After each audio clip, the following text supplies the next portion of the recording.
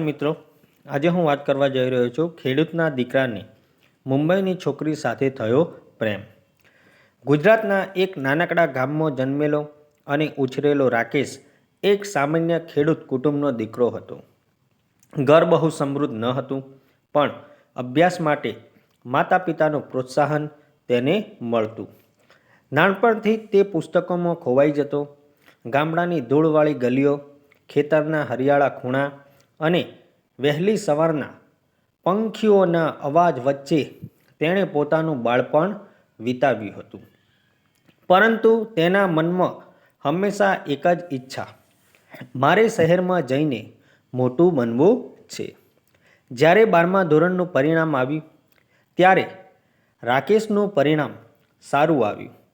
Master સાહેબે અને ગામના થોડા બુદ્ધિશાળી લોકોએ તેને સમજાવ્યું કે તું મુંબઈ જઈને કોલેજમાં પ્રવેશ લે.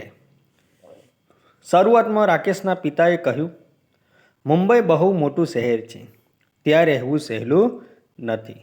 પણ માતાએ દીકરાની આંખોમાં સ્વપ્ન જોયા અને કહ્યું, તેને મોકલો, એ આગળ વધે. એ રીતે રાકેશ મુંબઈ જવા નીકળ્યો. ગામના બસ સ્ટેન્ડ પરથી જ્યારે એ બસમાં બેસ્યો ત્યારે આંખોમાં ભવિષ્યના રંગીન સપના હતા. મુંબઈ પહોંચતા જ એને લાગ્યું કે એ તો એક નવી દુનિયામાં આવી ગયો છે. ઊંચી ઇમારતો, ટ્રાફિકનો શોર, લોકોની દોડધામ, બધું જ અલગ હતું. કોલેજના પ્રથમ દિવસથી જ તેને નવા મિત્રો મળવા લાગ્યા. એમાંથી એક હતી સ્નેહા. સ્નેહા મુંબઈની જ રહેવાસી, મધ્યમ વર્ગની કુટુંબમાં ઉછરેલી, આધુનિક વિચારસરણી ધરાવતી યુવતી. પહેલી જ મુલાકાતે એના સ્મિતે રાકેશનું મન જીતી લીધું.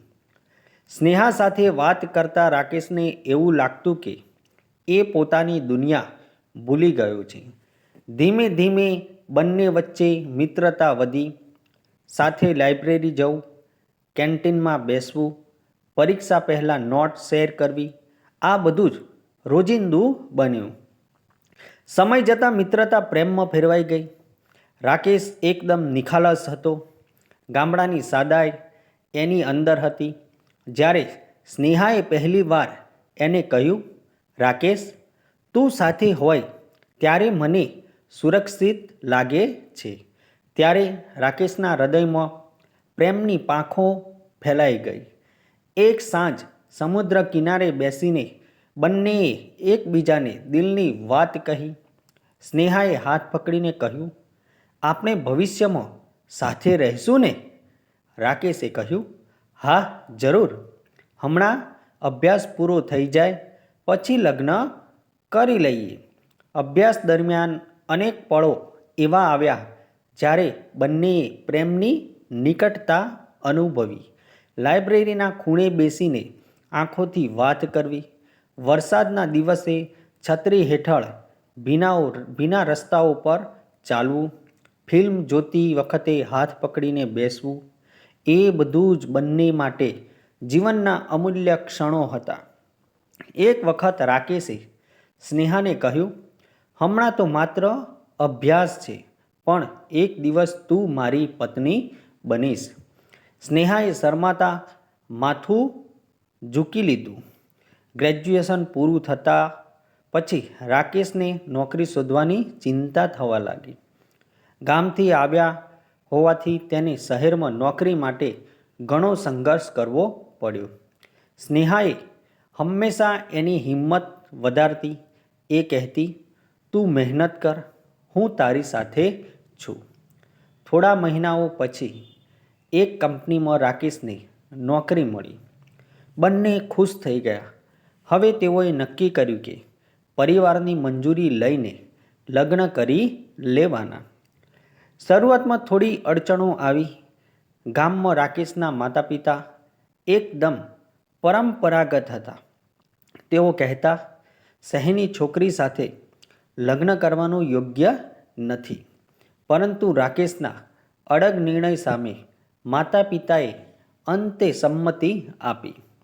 મુંબઈમાં જ સાદા મંડપમાં બંનેનો લગ્ન પ્રસંગ થયો. મિત્રો આવ્યા, પરિવારના લોકો હાજર રહ્યા. રાકેશ અને સ્નેહા બંનેના ચહેરા પર ખુશીના તેજ છલકાતા હતા. લગ્ન પછીની શરૂઆત ખૂબ જ સુખદ રહી. નાનકડા ભાડાના મકાનમાં બંને સાથે રહેવા લાગ્યા. રોજ સવારની ચા સાથે વાતો કરવી, સાંજે બહાર ફરવા જવું, સપ્તાહના અંતે નાના પ્રવાસો કરવું, આ બધું જ મધુર લાગતું. બંનેએ સપનો વણ્યા કે થોડા વર્ષો પછી મોટું ઘર ખરીદશું, બાળકો થશે, સુંદર જીવન જીવશું. પણ સમય સાથે હકીકત બદલાવા લાગી. નોકરીમાં દબાણ વધ્યું. રાકેશ ઘણીવાર મોડો ઘરે આવતો. સ્નેહાએ કહ્યું, તને હવે મારી માટે સમય જ નથી. રાકેશ સમજાવતો, હું તારા માટે જ મહેનત કરું છું. પણ આ સમજાવટ ઘણીવાર પૂરતી ન બનતી. સ્નેહા આધુનિક વિચારો ધરાવતી હતી. એને સ્વતંત્રતા જોઈએ, બહાર કામ કરવાની ઈચ્છા હતી. રાકેશને એમાં આરામ ન લાગતો. એ કહેતો, ઘર સંભાળ એ જ મોટું કામ છે. આથી બંને વચ્ચે ઝઘડા શરૂ થયા. નાના નાના મુદ્દાઓ પર વાદ વિવાદ થવા લાગ્યા. ઘરકામ, પૈસા, કુટુંબની જવાબદારી, ભવિષ્યની યોજના, દરેક બાબતમાં મતભેદ. પ્રેમ હજુ હતો, પણ રોજિંદા તણાવ એને ઢાંકી દેતો. એક દિવસ સ્નેહાએ સ્પષ્ટ કહ્યું, આપણે સાથે રહી શકતા નથી. જે સપનામાં વિચાર્યું હતું એ હકીકતમાં મુશ્કેલ છે. રાકેશ નિરાશ થયો. એ બોલ્યો, થોડું સમજીને ચાલીએ, બધું ઠીક થઈ જશે. પણ પરિસ્થિતિ એના હાથમાંથી સરકી રહી હતી. અમુક મહિનાઓ સુધી બંનેએ પ્રયત્ન કર્યો, કાઉન્સેલિંગ પણ લીધું, પરિવારજનોએ પણ સમજાવ્યું, પણ તણાવ ઘટ્યો નહીં. અંતે બંનેએ વિચાર્યું કે એકબીજાને દુઃખ આપતા જીવવાની જગ્યાએ અલગ થઈ જવું સારું. કોર્ટમાં જઈ છૂટાછેડાની અરજી કરી. જ્યારે ન્યાયાધીશે પૂછ્યું, શું તમે ખરેખર સાથે રહી શકતા નથી?